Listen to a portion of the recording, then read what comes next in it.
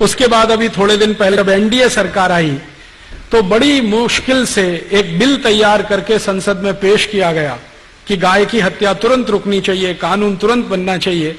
सवेरे बिल पेश किया गया, शाम को वापस ले लिया। श्रीमान अटल बिहारी वाजपेयी की सरकार ने सवेरे विधेयक पेश किया सरकार की तरफ से, शाम को वापस ले लिया, यह कहते हुए कि इस पे बाद में बहस होगी।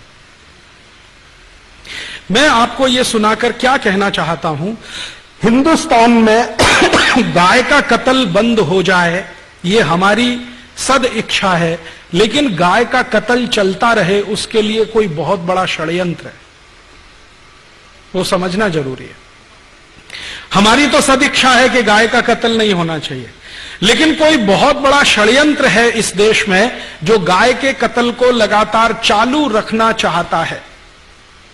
जब भी संसद में इस तरह की बहस होती है, कुछ ना कुछ इस तरह के सवाल खड़े हो जाते हैं। एक दिन तो मैं खुद संसद की दर्शक दीर्घा में था, उस दिन बहस हो रही थी इसी गोरक्षा के प्रश्न पर। मैं गया था कि आज देखें सांसद कौन किस समर्थन में है, कौन किस पक्ष में है।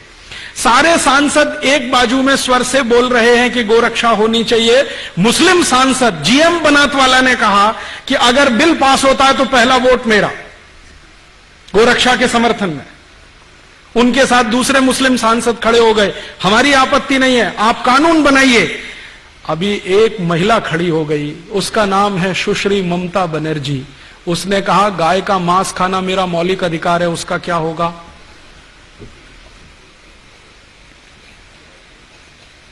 गाय का मांस खाना मेरा मौलिक अधिकार है, उसका क्या होगा? और ममता बनर्जी ने सुप्रीम कोर्ट के एक डिसीजन को कोट करके बोलना शुरू किया कि कोई कसाई गाय का कत्ल करता है, यह उसका मौलिक अधिकार है, उसका क्या होगा? यह सुप्रीम कोर्ट का जजमेंट है। तो मामला कहां बिल्कुल होते होते फिर फिसल गया। इसी तरह से एक बार और हुआ, हमारी संसद में सब तय हो गया कि गोरक्षा का बिल पास ही हो जाना चाहिए, सब हो जाना चाहिए। एक महामहिम भारत देश में राष्ट्रपति पद का चुनाव लड़े हुए एक व्यक्ति जीजी स्वेल खड़े हो गए कि मैं गाय का मांस खाता हूं, मेरा क्या होगा? तो मैंने उनको एक खत लिखा था जिसका जवाब उन्होंने नहीं दिया।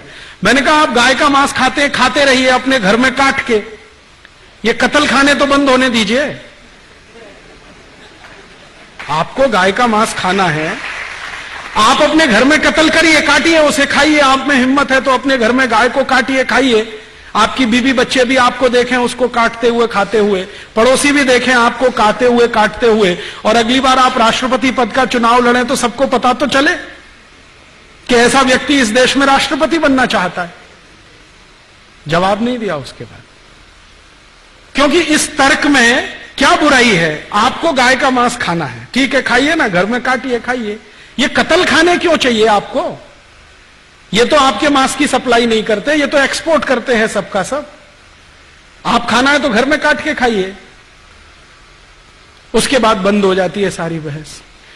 पिछले आजादी के 58-59 सालों में संसद में 4 बार गंभीरता से गोरक्षा पर बहस हुई है, प्रस्ताव पारित होने तक आया है, वोट करने तक नौबत आई है, लेकिन किसी न किसी कारण से वो अटकता गया है।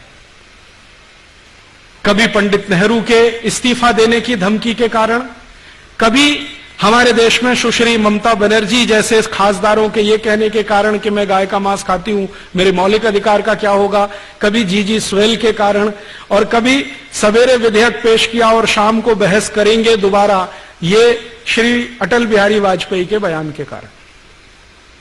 हर बार ये हुआ है।